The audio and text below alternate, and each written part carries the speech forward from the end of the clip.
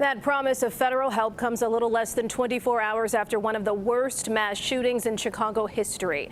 That shooting we mentioned outside the funeral home. 15 people shot, and at this hour 18, police know the motive, but the gunman, well, they're still on the loose. CBS 2's Stephen Graves begins our team coverage from police headquarters. Stephen. Brad, Erica, we have since learned that one of these shooting victims is the sister of the man who this funeral was being held for. That information coming from a community leader. Others who tell CBS 2 their reasoning on why this gang-related shooting should have never happened. Shots fired one after the other outside a funeral home in Auburn Gresham. As surveillance footage shows people scramble for their lives at 79th and Carpenter. The incident last night during services for a shooting victim killed in a separate drive-by shooting last week. The same type of terror here, leaving 10 women and 5 men injured.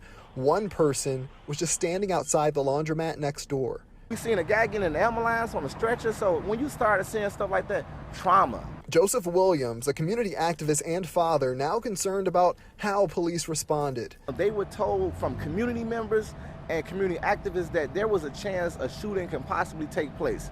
At the front of that effort, Tamar Manessa, founder of Mothers and Men Against Senseless Killings. And all week, I tried to talk to anybody that would listen. She says for a week she called CPD and even the state's attorney's office. Because I wanted to do whatever I could to prevent this. The name of the game is preventing loss of life. It's preventing people from dying, because death begets more death.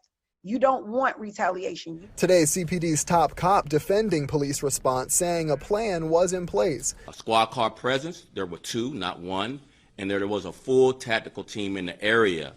Tactical team meaning unmarked police cars and officers. Police say it's the same protocol for every gang funeral, but it's unclear if last night the team was staked out or patrolling the area during the shootout. I've been to funerals where they've had helicopters, where they've had armored tanks, the police armored vehicles.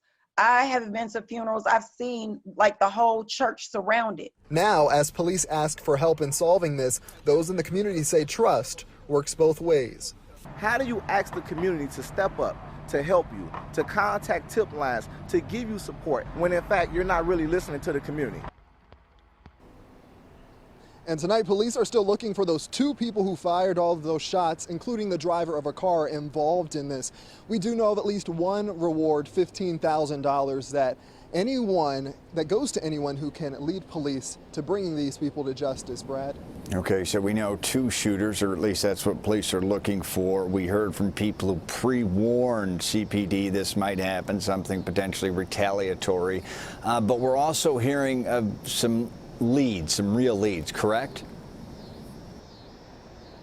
Yeah, Brad, that's right. The mayor this afternoon at a press conference earlier before urging the public to come forward. This afternoon, though, saying that there have been strong leads that have been coming in, she says, from people who are fed up in the community. But is it enough? That community activist I talked to, that father again, saying that there are many more people in other crimes, including this one, that could come forward. They just do not feel safe. He claims that more resources need to go toward witness protection and wanting some of the money to come out of CPD's budget to make that all happen. Brad? All right, that's a good point. Stephen Graves, thank you.